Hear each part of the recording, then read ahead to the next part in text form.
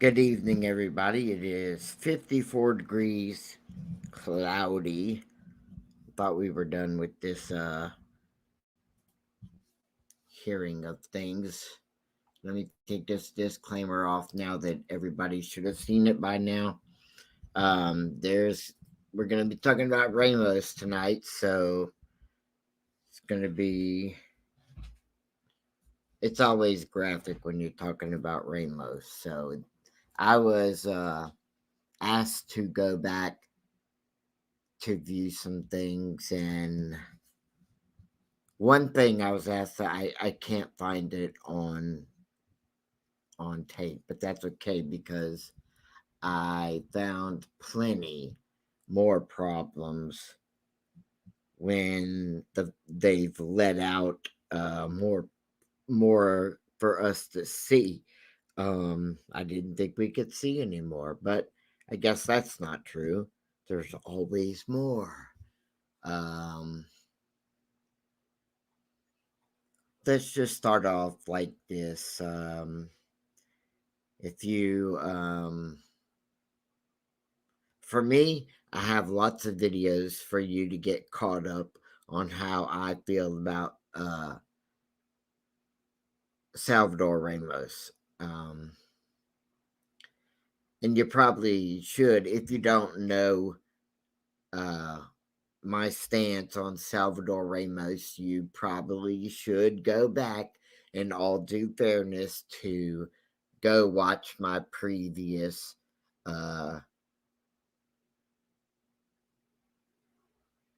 videos on Salvador Ramos because I I have a whole different approach to him too. You're gonna find that on my channel that I always take a different approach than um, everybody else. Um, I think the story is horrible, um, but a part of me still believes this was um,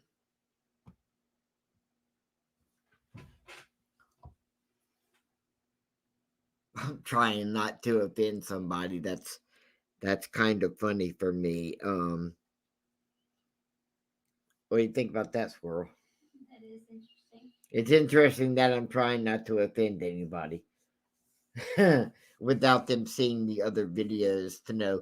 And then my stance is pretty clear, and I'm not trying to uh, piss anybody off by the stance, but I believe deeply the longer I go in Salvador Ramos's is story, it still seems to me like this is a this whole situation was a plant, and people, want to to argue with me and say this, but you have to realize that there's just too many officers there for any other common sense person to think something is either there are over 300 cops that are incapable of doing their job. Well, let's say it right, because there aren't all cops, right? There's 197 officers, um, so many field marshals, so many FBI, so many. Altogether, the count is over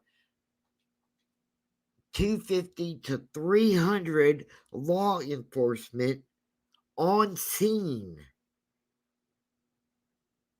And I just cannot believe, deep inside of me, I cannot believe that they stood there and allowed this to happen. Considering weeks before this, they had a live drill, um, like in preparation for things like this. It might have been a month before. Um, and this has happened before where they do acting in schools and all this stuff so that they can get them prepared for what if this happens. It's far better for me to believe that than to believe there's over 350 uh, law enforcement people that are just totally should not have badges at all. Um, but before I go much deeper on this, let's get started. I want you guys to see some of this stuff before we start. And even though I probably pissed some of you off already, it's okay, you'll live. I'd rather talk about the truth of what's real in my eyes than playing with people's emotions. Every single time they set foot in the classroom because they think they're going to be next. What are we doing?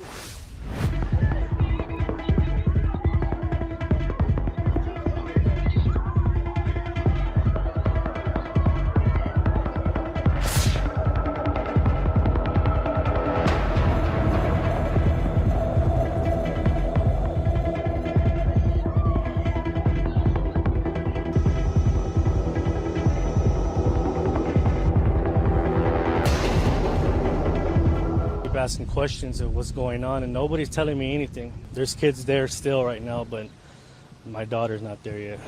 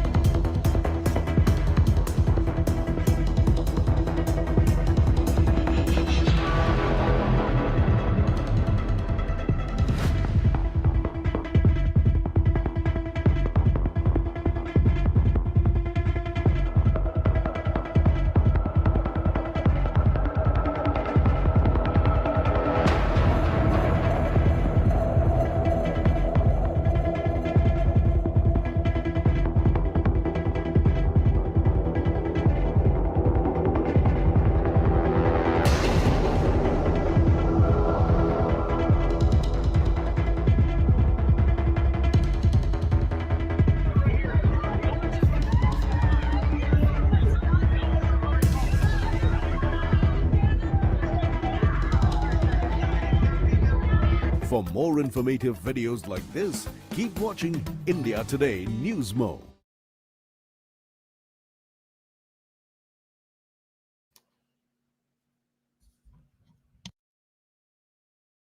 That was just a little something I wanted to show for people who really weren't up on the whole story of Salvador Ramos. Um, I thought it was condensed enough to show. We don't want to relive the whole story because I've covered that from beginning to end. So, like I said, please go back and and watch those videos. And the whole reason I'm even doing this tonight is because one of my viewers asked me to check out this stuff that has come out recently and my thoughts on that. So I know that no one probably wants to believe that this could be, well, y'all are just going to be unhappy with me for sure, because to me, this looks staged, and it'll,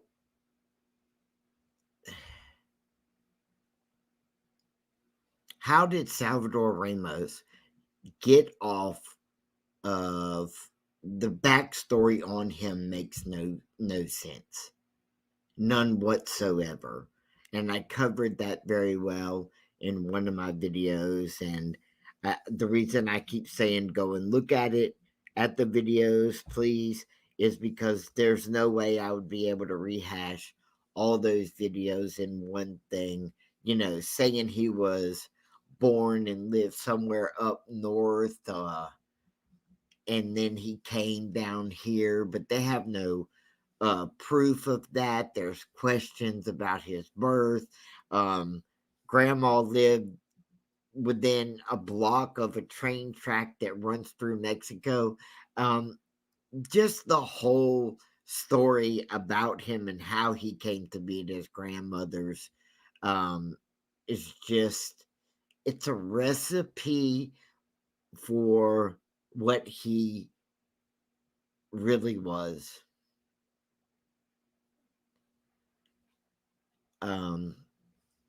The whole thing is that kind of recipe. But let's get to the next video so I can give you more of where I'm headed tonight. 1 minute. That's how long it took the Uvalde shooter to buy the 2 assault rifles and the hundreds of rounds of ammunition he would use in the Robb Elementary massacre. We obtained this video from Oasis Outback in Uvalde. You see the teen shooter make 3 trips to the gun store just days after turning 18, which is the legal age to buy these guns in Texas. We showed these clips to some of the parents who lost their children inside Robb Elementary. They were shocked at just how quickly the gunman was able to get his weapons. It's irritating that those 41 minutes cost my son the rest of his life. Brett Cross lost his son Uzziah Garcia. He and parents of other Uvalde victims are now advocating to change the age limit to purchase these weapons from 18 to 21. They were in Austin just a few days ago. Had he not been able to purchase that gun, my kid would still be here. 18 other kids would still be here. 2 teachers would still be here. Javier Cazares' daughter Jackie was killed inside her classroom on May 24th. He says the goal here isn't to take guns away. I'm a gun owner myself, but there has to be sensible laws. Some parents are also pushing for a 30-day waiting period. Watching that footage, I was like, if I didn't know who he was, I would have thought, hey, he's about to shoot up the school. I mean, just so stereotypical of the attributes. Documents show other red flags were also ignored. We obtained copies of FBI interviews with people who knew the shooter. Their reports were alarming, carrying around a dead cat, threatening graphic violence, telling friends they'd be seeing him in the papers. In this case, we have someone who's marginalized, has difficulties with friendships, has difficulty losing in online games, and poor emotional control. This is Dr. Philip Resnick, a forensic psychiatrist who specializes in violence risk and school shooters at Case Western University in Ohio. He says school shooters are planners, and that allows time for intervention. But the people on the other end of these messages stayed quiet. Nothing was ever reported. The warning signs, clearly, when you put them all together, were strong in retrospect. But also, in common with other cases I've seen, you have people who say, I thought he was joking, I never thought he would do it. But the turning point, Resnick says, is when the shooter sent this picture of his receipt, proof he bought the weapons. It's one thing to talk about it, but an actual step toward accomplishing it, such as the purchase of guns, is really a red flag. Resnick says reporting these red flags is key to preventing another tragedy. Parents like Cross and Cazares are urging you to have these conversations in your own households before it's too late. You have to have these conversations, because if your child sees somebody talking like our shooter did and doesn't say anything, and then he goes and shoots up the school, what do you think that's going to do to them? That's going to affect their mental health, knowing that they had a chance to say something and stop it. Districts across Texas have implemented anonymous forums and community portals to make it easier to report concerning behavior. Others use social media monitoring apps to watch for threats. But the most important resource is you. People should get it by now that it's not right. You gotta look for those signs and speak up. You hear something, you see something, say something.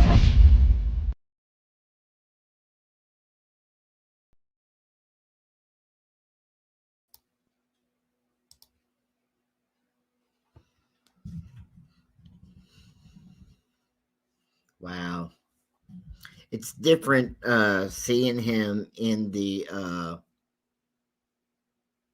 actual store purchasing the weapons and the receipts. We didn't get a chance to see this earlier when I was covering this case, that those pictures weren't available. But also remember that this Oasis gun store, it had an underhand kind of tone to it in the first place. It sells. Texas is a strong gun I'm sorry, strong gun open carry state. So him being able to buy them is not an uncommon thing in Texas. It just isn't, you know. So what do we got here? All this happened on May 24th, 2022, and so just let me give an update to people who may not have. I'll be surprised at it, but who may not know anything about this case. I highly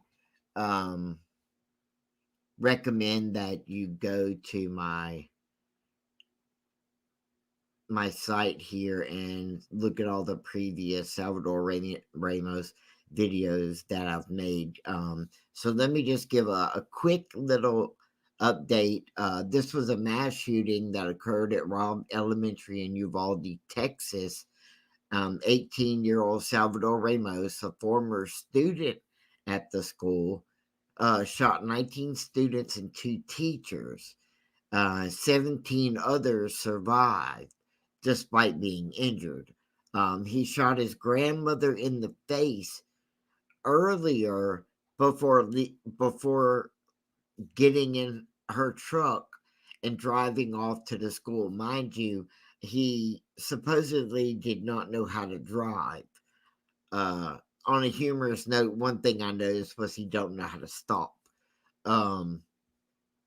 So he fired approximately 5 minutes outside the school before entering unobstructed with AR-15 style rifles. He entered an unlocked side entrance door. So, and then he shut himself off inside 2 adjoining classrooms.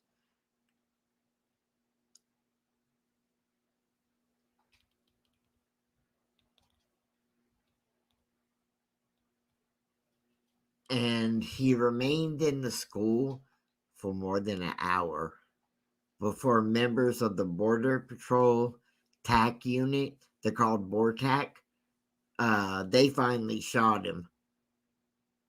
But it shouldn't have gone as far as it did. You'll understand in a minute. Police officers waited 1 hour and 14 minutes on site before breaching the classroom to engage him. And we're going to go on to this next video right now, just so y'all can see how this went down.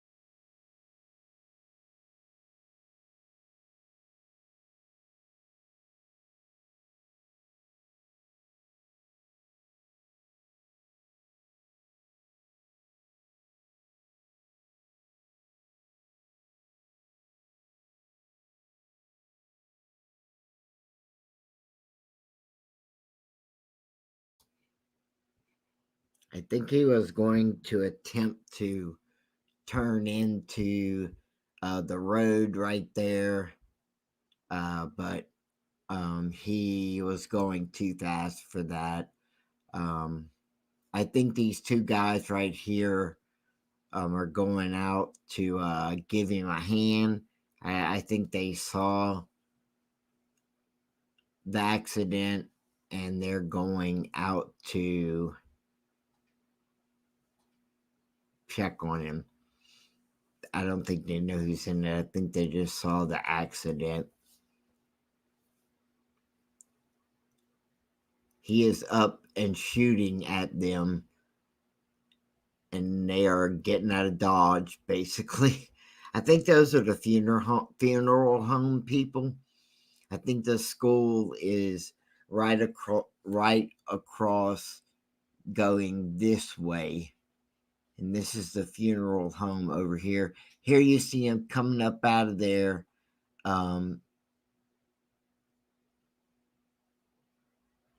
He's right there at that tree limb hanging down, going over the fence. And what amazes me is how he appears really unharmed. He's jumping over the fence. He's walking pretty good from what I can tell from this, from this distance.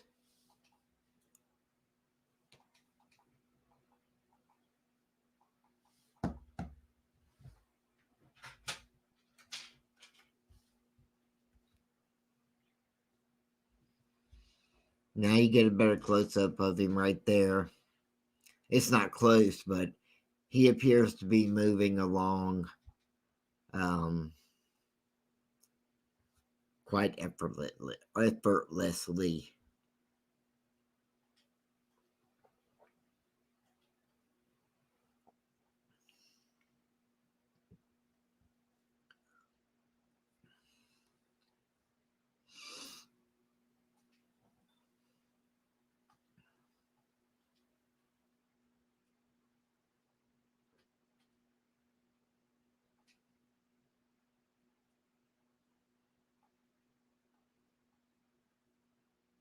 That was a pretty far walk for somebody who made a crash like that. I can see why he was trying to make... Okay.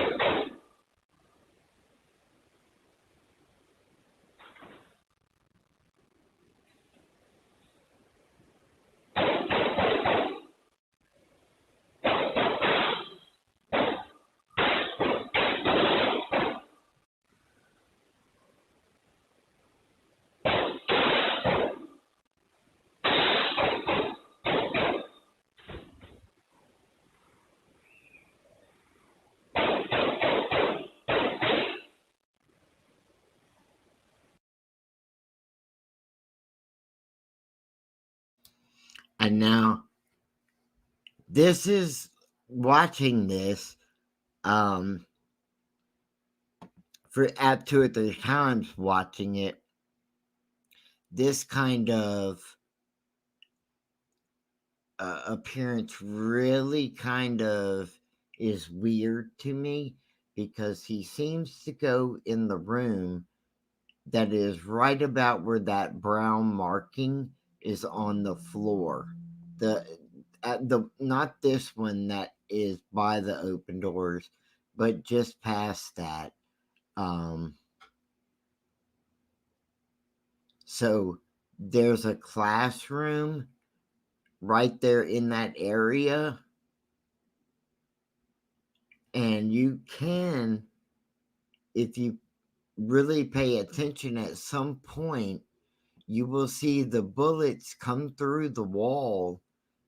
It's not right here. I think it's in a few minutes. You can actually, if you pay attention, you can see the holes coming out into the hallway. You can see the dirt or the concrete flashing through it. So let's keep looking at this.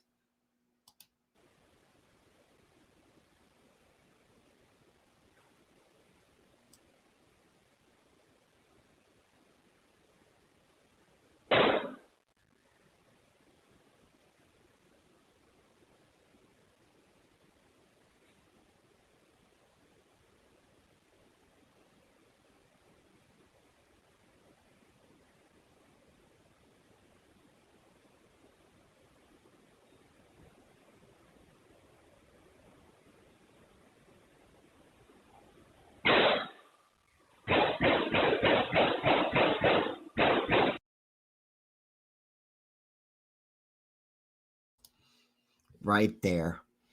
Let me see if I can.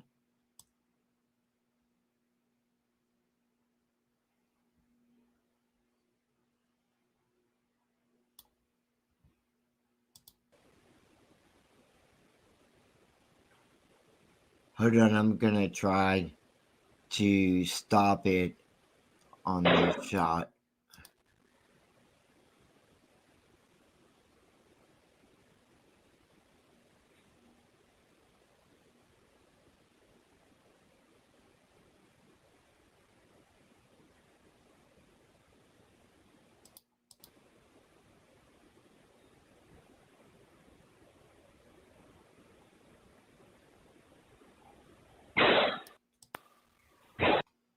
Now, there it is. You can see that coming through the that's a shot coming through the cinder block, that white dust frame coming out. So that means he has to be inside this room right here, shooting away. That's the impression that we've been given all this time, is that he's in a classroom right there. Like, there's given to make you believe that there's a door frame right there, but the door you see is the hallway door. But the bullet, you can see the bullet come out the wall right there, which gives you a clear indicator that he is in this room right here, facing this wall and shooting, whether he's shooting at nothing and just, or he's shooting a kid. Either way, he is in this room facing the hallway and shooting outward. And there's the evidence of that.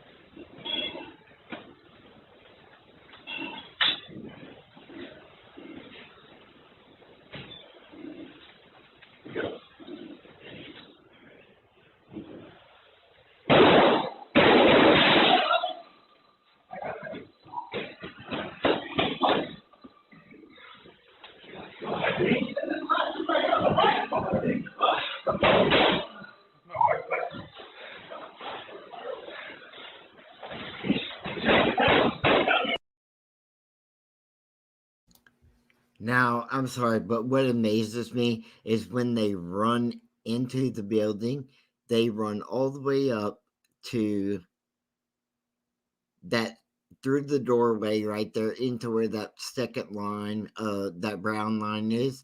But I just stopped it a while ago for y'all to see that he was shooting through that wall. And what I can't understand is, how did they know he was not still where he was, where I showed you him shooting through that wall? Because if he was still there, there would have been at least 4 cops laying on the floor, because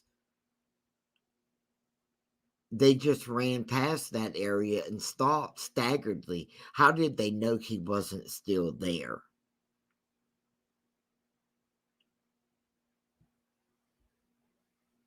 These are the things that lead me to my thoughts about stuff. They staggered and went in. They didn't know if he was in the part where he shot through that wall that we all saw, because I showed it to you. I saw the bullet come out the wall along with all the cement that came with it. I stopped and showed it to you, but they did not know that. So how did they know that they were safe right there?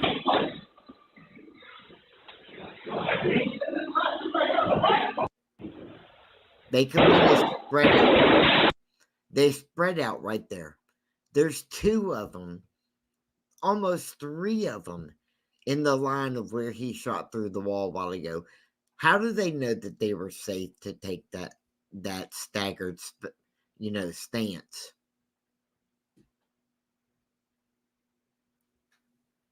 There has to be a reason that their mind thinks they are, because I'm telling you right now, in a few minutes when we get deeper into this, you'll see what I mean. Because when they showed this video the first time, when this was still an active thing, they didn't show all this that they're gonna show in this video. This guy over here in the right, standing in that doorway, you can only see his shoes. We know that little boy ran in there. So why are we not clearing out this room where the guy in the brown pants are on, I'm sorry, the left, facing the screen all the way back here and the left? Why are we not cleaning this room out with the kids in there? Why are we leaving them in there? Obviously, y'all don't know where he is, because I thought he was still in the room right here where my arrow is. You can't see your arrow. Oh, I'm sorry. Right here, where he shot through the wall and we all saw the cement fly. We have no idea where he is right now. I don't even know why these cops ran up there like they got x-ray vision. They anyway. The guy right here on the right, standing by this wall, they didn't check this room behind him, nor did they try to get the kids out of here. These are the things that make me think this was staged. One of the things, anyway. Let's carry on.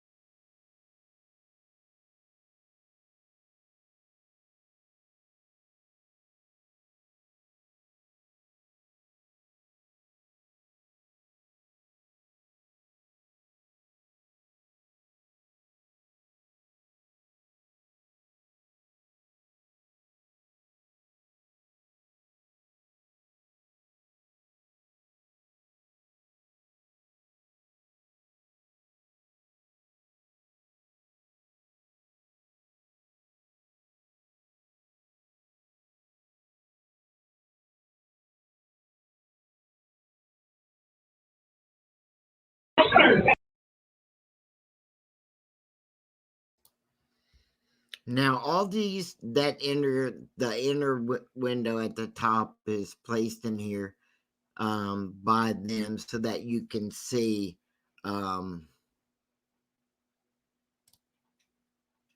they're staged up at other places where you can't see. This is just, they just now, a minute ago, checked the door that's right by them. Do y'all realize that if he was actually worked his way back into this room right here, he would have a free-for-all at them?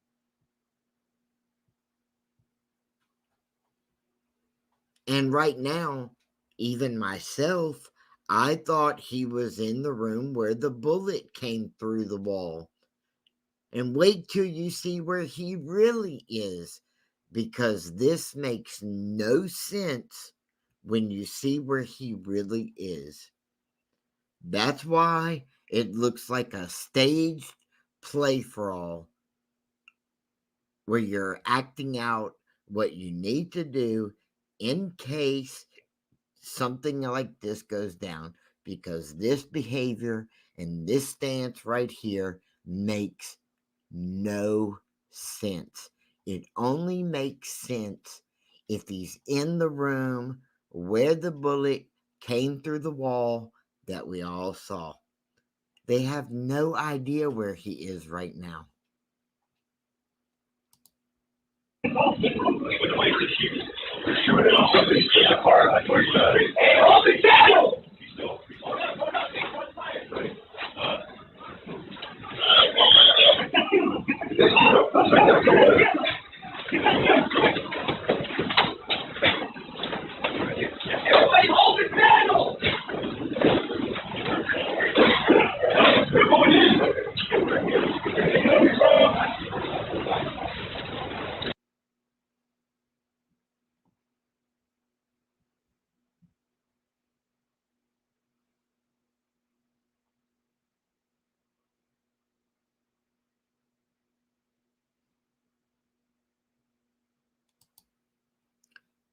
Man, there are so many officers of different agencies in this hallway.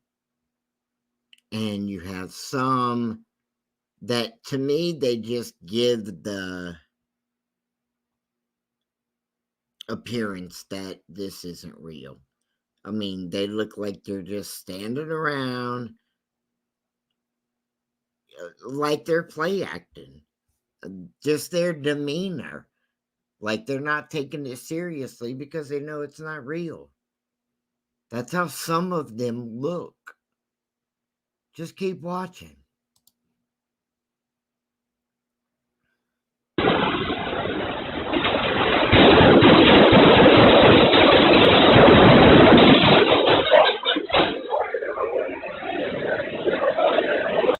I guess he got y'all's attention now. But again, we all think he's right there in that room. And if he was in the room where the bullet came out, there'd be a whole bunch of people laying on the ground. Because they're piled up right there where we saw the bullet come through the cement wall.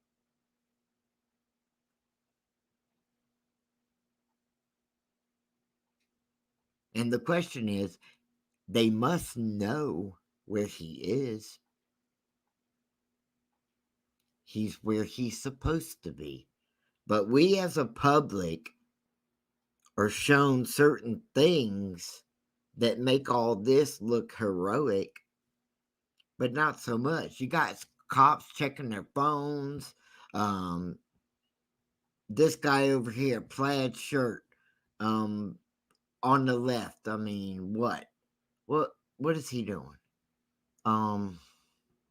It's just so fake at times. It's like, come on, put some effort into it.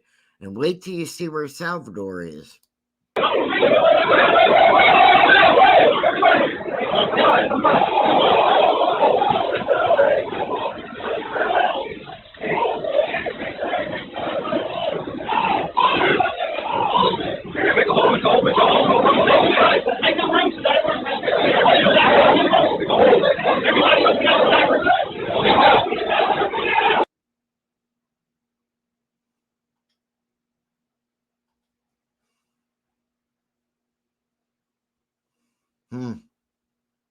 Wow.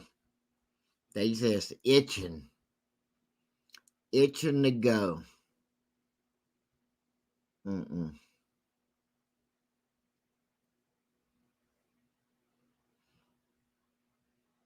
There's a longer film. Unbelievable.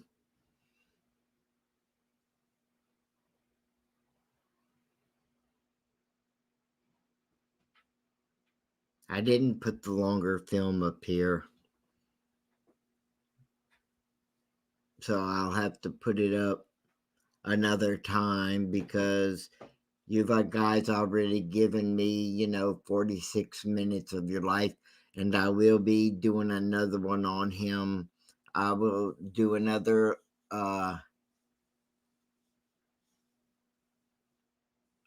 follow-up with Salvador Ramos even after this one, because I've got to show you the video that tells all in visual picture frame. It's just insane. I never thought it could get worse than what I showed already. But the things and please remember this. You would think, okay, look, Idaho 4, or is that what it is? Yes. Okay, they got murdered in an off campus college house. And media and homeowners are all talking about tearing it down. Okay, we got to tear it down. Got bad mojo on it or something, right? And here you have a school that I'll play along. All these kids got killed. So ask me this question, Squirrel, is there a way that I've seen how to get all these kids and Salvador Ramos out without anybody seeing them and put into another vehicle across school and get them out of there? You mentioned one a while back. Yeah, I have.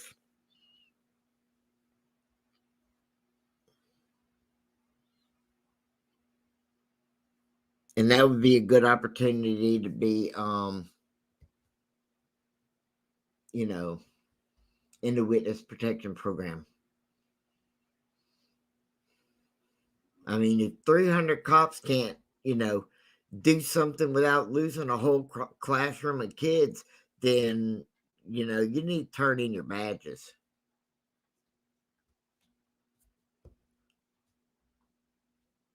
So I'm going to recap again with him because I need you guys to see that evidence. Because when you see it, you're going to be like, what the hell?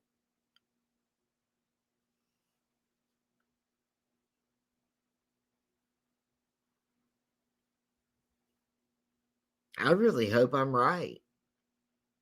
That they're all in protective custody and this was, just a training thing. And, things like this happen, like Sandy Hook.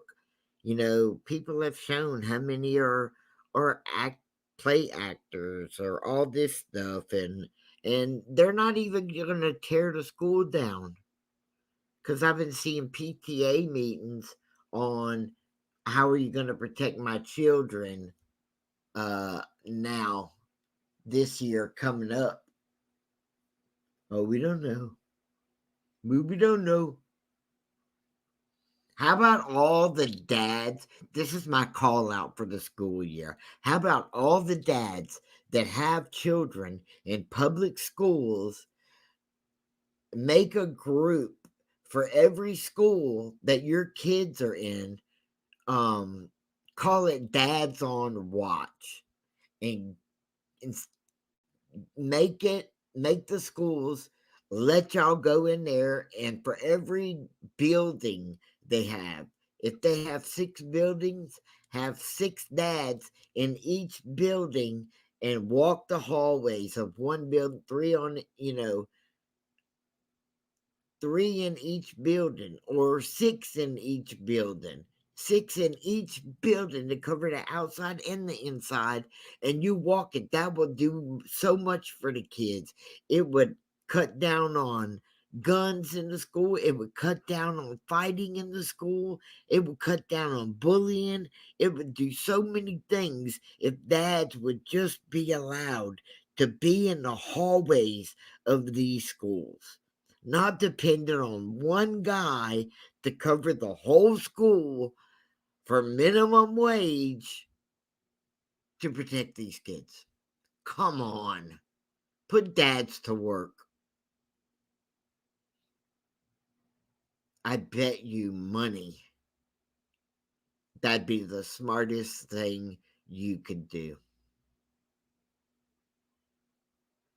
I don't think you'll have a hard time getting them to volunteer either. I heard the guy who went to the school board meeting and said, you either get protection or my kids, and my kids won't be in your school this year. That's what you all should take. But my question is, how come this school wasn't tore down like the house at and for the Idaho 4, they're tearing that house down? How come with this tragic killing, why is it y'all are not thinking about tearing the school down? How are you going to get that out of their minds? More or less, what are you doing to change what happened?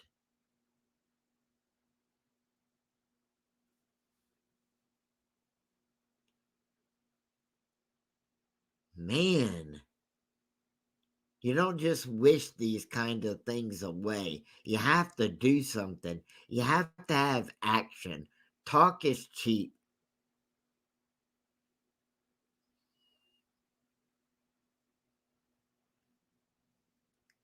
Put our military on the damn Texas border. If Mexico, New Mexico, and Arizona, and all those places, any place that's, the Texas border connects with any state that connects with Mexico, put them out there and let them walk the line. We got U.S. soldiers walking a line of in between North Korea and South Korea. We have U.S. Army posted up there, and we have soldiers who protect that line 24/7. But we got no soldiers protecting our Mexican border on our side 24/7. But we got civilians out there doing the best they can. Come on.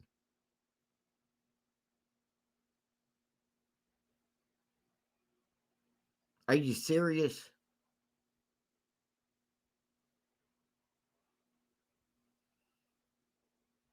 And yet you want to take and impose guns restrictions on in people in America. Why? Because you think that's going to make a difference? Bad guys have guns.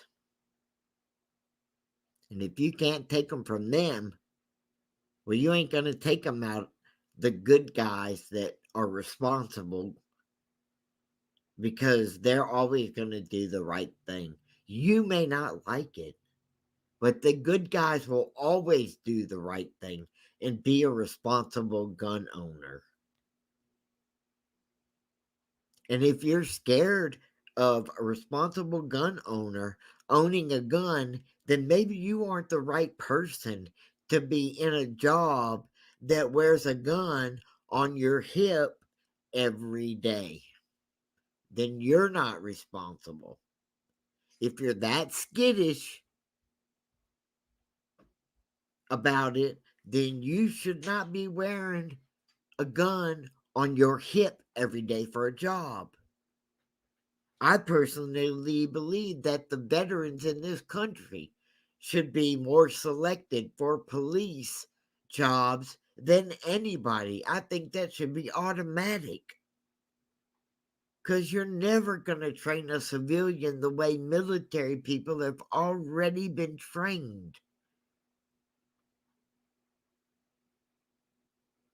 They have a patience that is unbelievable, and they only pull the trigger when they need to. And civilians don't have that. Some do, but 90% don't.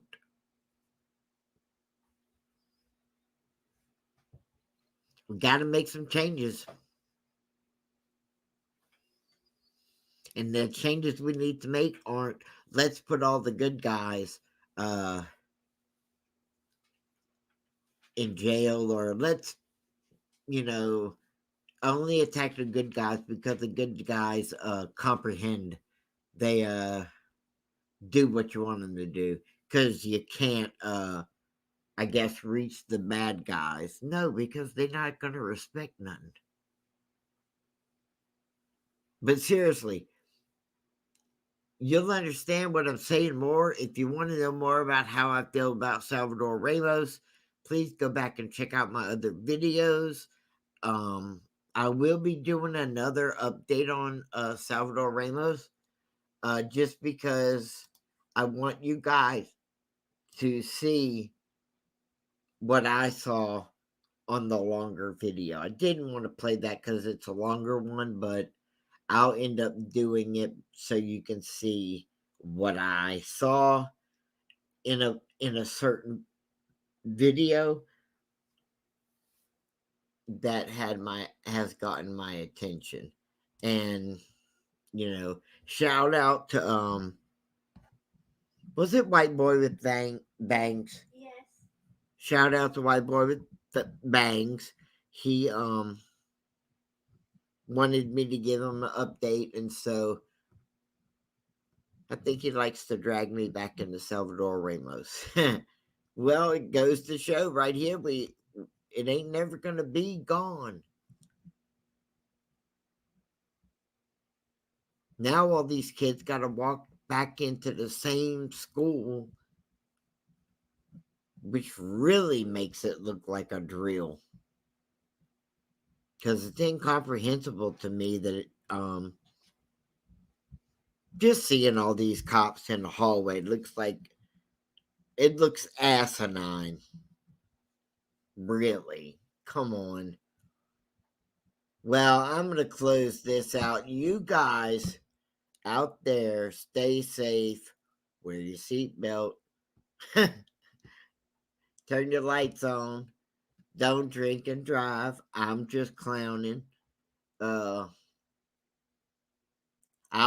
be doing another follow-up on the video for White Boy with Bangs. I want to show y'all the video that I saw. I guess it's going to have to be a little longer one, but it's really important for you guys to see that. And if you guys could please go hit the like button and subscribe, I would greatly appreciate it. Thank you and have a blessed day. Good night.